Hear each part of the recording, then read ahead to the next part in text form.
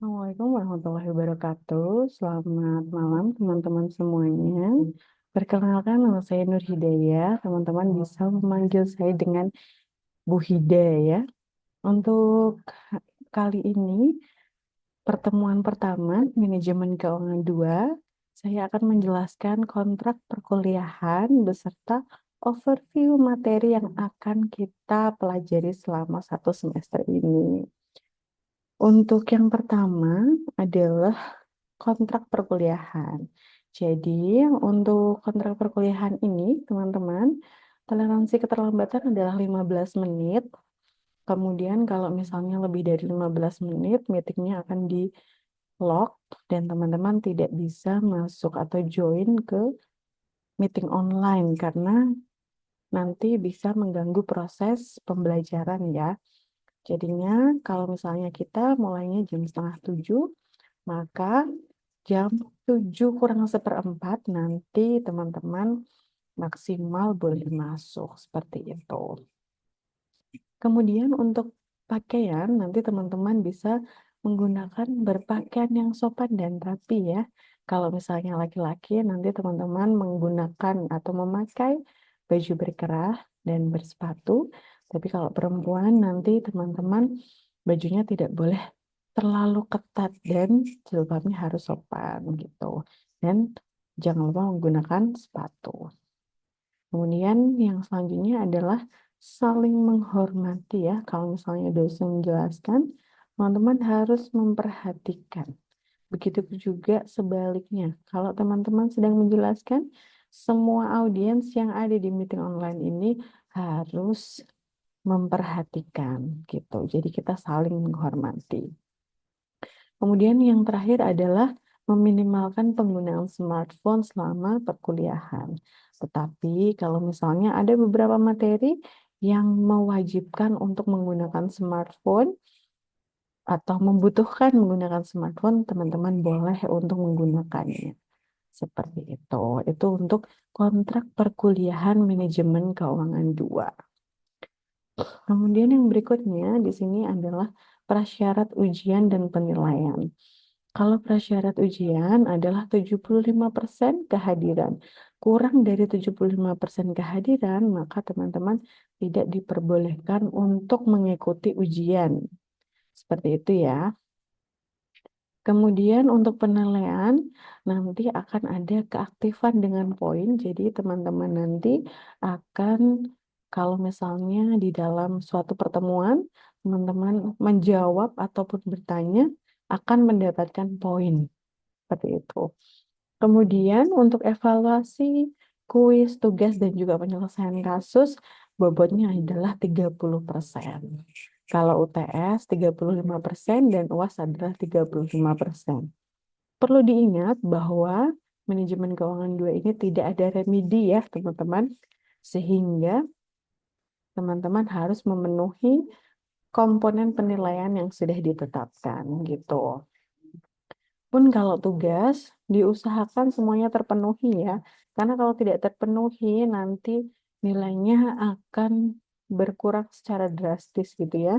Karena bobotnya sendiri adalah 30%. Itu untuk prasyarat ujian dan penilaian. Kemudian yang berikutnya ini adalah range penilaian ya, belum berubah ya. Untuk nilai maksimal itu adalah A dengan bobot 4 dengan range nilai 85 sampai dengan 100.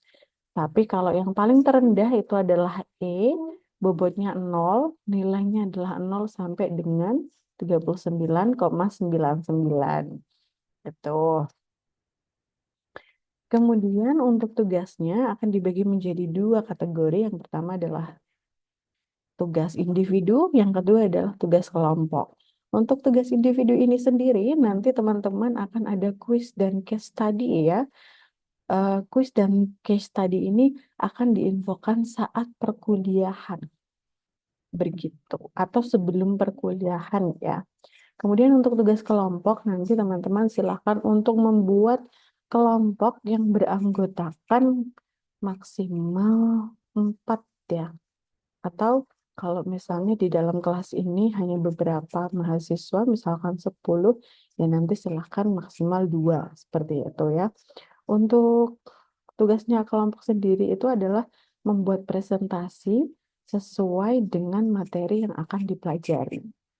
Nah, PPT-nya nanti formatnya bebas, tapi harus menggunakan buku referensi utama yang digunakan oleh mata kuliah ini. Gitu ya. Kemudian yang berikutnya adalah kelompok ini sifatnya kerjasama tim ya, tidak dikerjakan oleh individu ya. Jadi harus saling bekerja sama di dalam kelompoknya.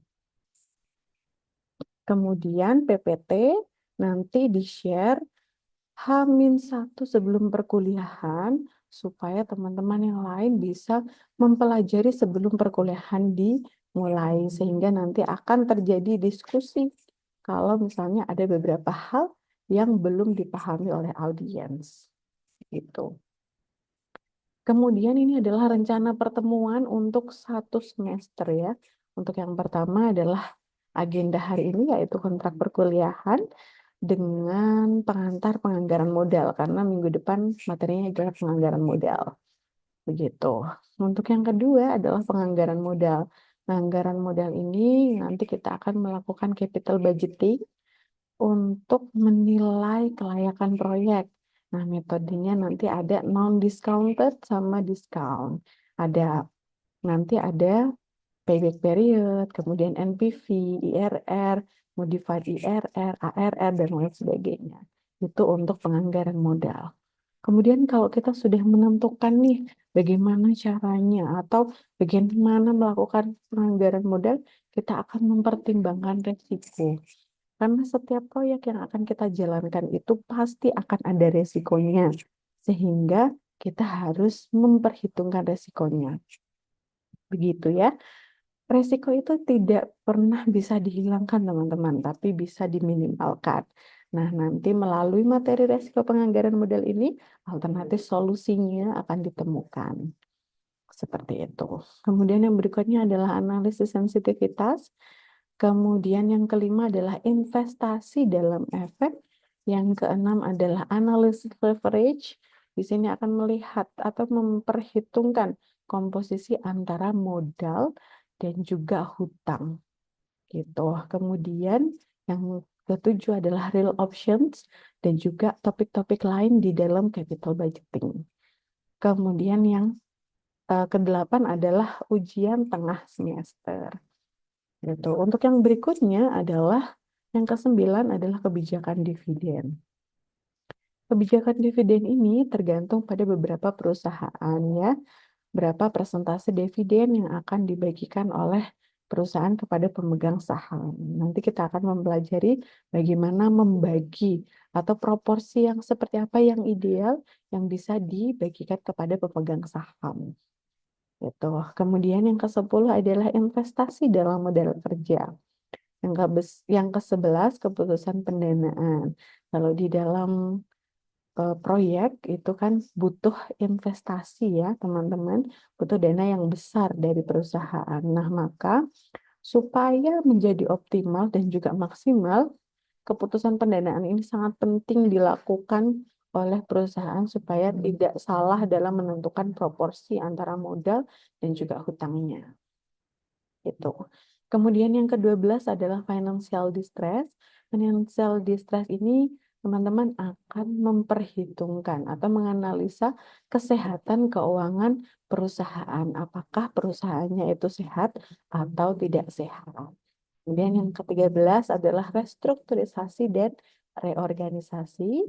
Dan yang terakhir untuk merger dan akuisisi. Dan ujian akhir semester. Itu adalah rencana pertemuan untuk materi selama 1 semester.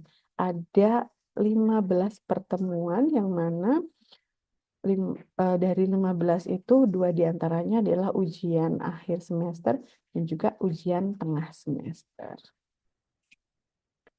Untuk kuliahnya, teman-teman, kita menggunakan Learning Management System, yaitu moka.unima.ac.id.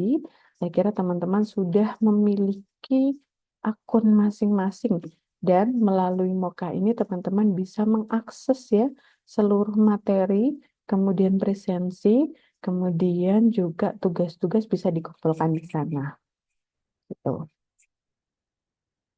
Kemudian ini adalah referensi yang kita gunakan.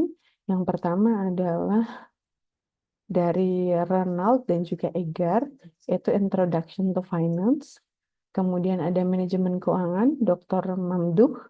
Kemudian ada manajemen keuangan dari Brigham dan Huston.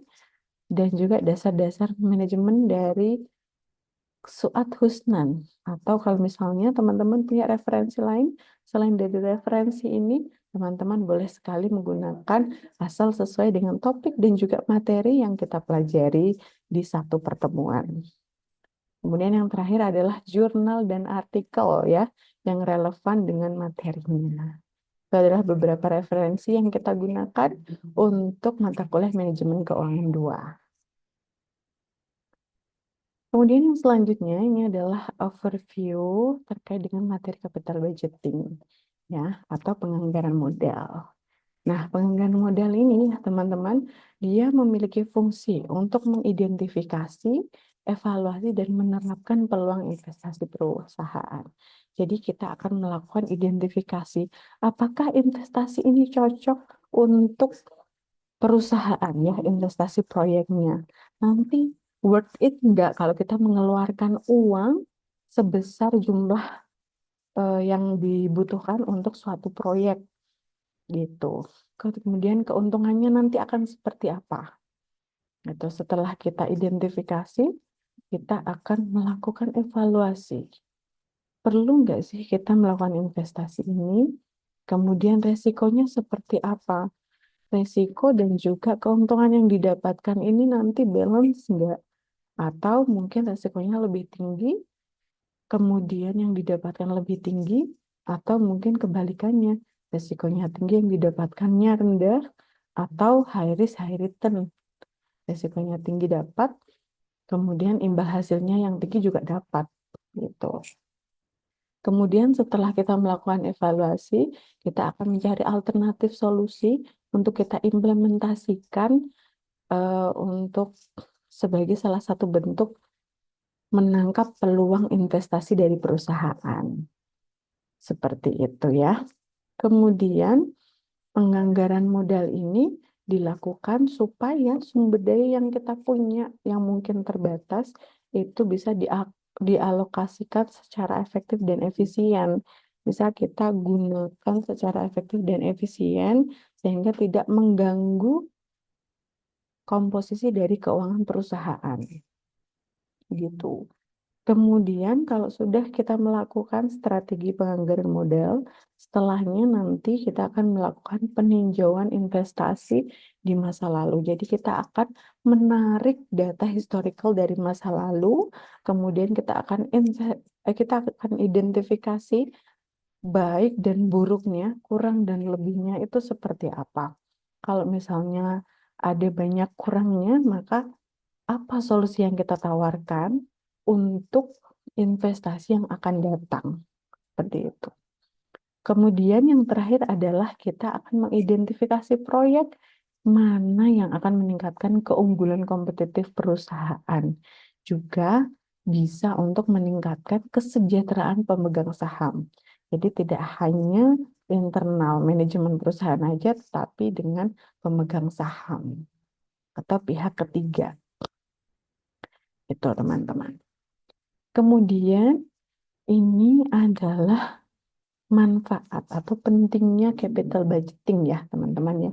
Yang pertama adalah identifikasi peluang investasi yang sudah saya jelaskan tadi di awal, bahwa kita harus melihat potensi apa nih yang mungkin bisa dihasilkan, yang bisa membuat nilai tambah bagi perusahaan itu sendiri gitu, sehingga nanti akan berpengaruh pada pendapatan yang meningkat dan juga berpengaruh pada biaya yang bisa kita tekan gitu. Kemudian yang kedua adalah untuk mengurangi resiko investasi gitu. Karena kan keputusan yang diambil berdasarkan perhitungan dan evaluasi itu lebih baik ya untuk potensi arus kasnya dan juga tingkat pengembalian proyeknya. Jadi bisa maksimal gitu. Sekali lagi, resiko tidak bisa dihilangkan tapi bisa diminimalisir. Kemudian yang ketiga adalah mengoptimalkan penggunaan dana. Jadi seperti tadi yang sudah saya singgung bahwasanya sumber daya yang terbatas yang kita punya ataupun sumber daya yang kita punya tuh banyak sekali tapi bisa dialokasikan secara efektif dan efisien sehingga penggunaan dana menjadi optimal, kemudian keuntungannya juga optimal gitu. Kemudian yang terakhir adalah untuk penyusunan strategi pertumbuhan jangka panjang.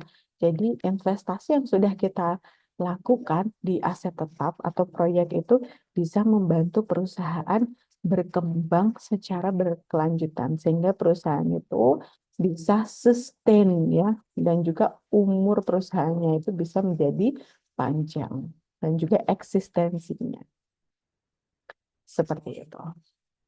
Kemudian ini adalah beberapa kategori proyek. Yang pertama adalah pembentukan produk dan juga layanan baru. Ya, ini biasanya dilakukan oleh bagian divisi keuangan dan marketing ya. Kemudian yang kedua adalah proyek pengganti atau replacement projects ya. Di sini adalah pemeliharaan atau pengurangan biaya. Contohnya, misalnya nih ada suatu produk yang biaya bahan bakunya itu tinggi, sedangkan kita tidak mungkin nih kalau misalnya meningkatkan harga jualnya. Karena kalau meningkatkan harga jual nanti bisa berimbas kepada penurunan pembelian barang oleh masyarakat, sehingga mereka akan mencari produk pengganti. Nah, ini bahaya sekali ya. Jadinya akan dilakukan pemeliharaan atau strategi pengurangan biaya. Kemudian ada ekspansi, ada research and development. Di sini akan dilakukan identifikasi kebutuhan masyarakat seperti apa, kemudian produk yang akan kita develop itu bisa sesuai dengan kebutuhan masyarakat. Kemudian ada kontrak jangka panjang, kemudian ada proyek keselamatan dan atau lingkungan. Ini salah satu bentuk tanggung jawab perusahaan untuk lingkungan sekitarnya. Gitu. Kemudian ada proyek yang lainnya, yang mana proyek lain ini bisa mencakup semua aspek ya, dari gedung, kemudian tempat parkir, tanah, dan lain sebagainya. Dan kategori proyek terakhir adalah merger. Seperti itu, teman-teman. Kemudian yang berikutnya, ini adalah manfaat kalau kita melakukan capital budgeting. Ya, yang pertama keputusannya itu bisa digunakan untuk mengevaluasi proyek yang diusulkan untuk memperkirakan return berapa sih yang akan kita dapat dari proyek yang sudah kita investasikan. Gitu. Apakah returnnya dari proyek memadai atau worth to invest atau enggak gitu. Kemudian keputusan penganggaran modal ini untuk mengevaluasi keputusan pendanaan atau pengeluaran. Yang mana kalau pendanaan atau pengeluaran itu kan selalu melibatkan arus kas keluar gitu ya, teman-teman. Sehingga dana yang dikeluarkan saat ini bisa menghasilkan manfaat selama periode tertentu ya, bisa periode waktu lebih dari 1 tahun gitu. Kalau proyek rata-rata itu lebih dari 1 tahun ya teman-teman, nggak ada yang proyek jangka pendek misalnya bulanan atau semesteran gitu ya. Kemudian di sini ada investment versus financing. Nah, investment ini ada kaitannya dengan keputusan investasi, yang mana aset yang harus diperoleh itu akan diinvestasikan oleh perusahaan. Gitu. Jadi aset yang kita punya tuh beberapa, mana yang harus diperoleh dan mana juga yang harus diinvestasikan. Gitu. Kemudian untuk keputusan investasi ini dibuat oleh manajer divisi dan juga manajemen puncak atau top management. Kemudian untuk keputusan pembiayaan, di sini bagaimana sih cara meningkatkan modal ya untuk mendanai investasi? Karena tadi kan aset yang kita punya kita gunakan untuk investasi supaya perusahaan itu dapat berkembang ya, supaya bisa lebih bertumbuh lagi. Nah, dari kekurangan atau pengurangan dari aset itu tadi, keputusan pembiayaan ini digunakan untuk meningkatkan modalnya, gitu. Kemudian dibuat oleh ini bagian accounting ya, biasanya ya, bagian accounting ataupun eh, manajemen puncak gitu ya, teman-teman ya. Nah, kemudian sebelum melakukan keputusan investasi, teman-teman harus bisa menjawab beberapa pertanyaan ini. Yang pertama, apakah kegiatan tersebut layak atau proyek tersebut layak untuk kita mengeluarkan uang untuk investasi? Kemudian yang berikutnya, aset mana sih yang bisa kita gunakan untuk mendanai proyek atau kegiatan tersebut? Terus beberapa aset yang kita punya, mana investasi yang terbaik yang mungkin returnnya yang lebih maksimal untuk kita dapatkan gitu. Terus dari investasi-investasi terbaik itu kita seleksi lagi mana yang harus diinvestasi oleh perusahaan. Investasi yang paling baik itu yang mana? Seperti itu. Kemudian ini adalah proses dari capital budgeting. Yang pertama adalah planning, kemudian ada evaluasi. Evaluasi ini ada estimasi dari cash flow atau arus cash dan juga teknik evaluasi. Nah, teknik evaluasi ini nanti akan dibagi menjadi dua kategori lagi, yaitu non-discount sama discount. Nah, untuk non-discountnya ini ada payback period, accounting rate of return.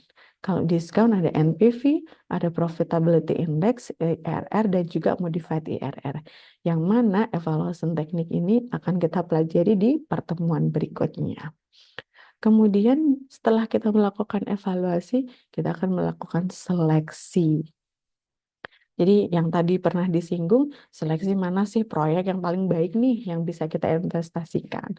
Kemudian kalau sudah dilakukan seleksi, nanti akan baru kita implementasikan. Nah, kalau sudah dilakukan implementasi, nanti akan dilakukan kontrol. Setelah itu adalah review. Gitu. Baik, itu adalah beberapa hal yang akan kita pelajari di capital budgeting. Ya. Terima kasih. Kurang lebihnya mohon maaf. Wassalamualaikum warahmatullahi wabarakatuh.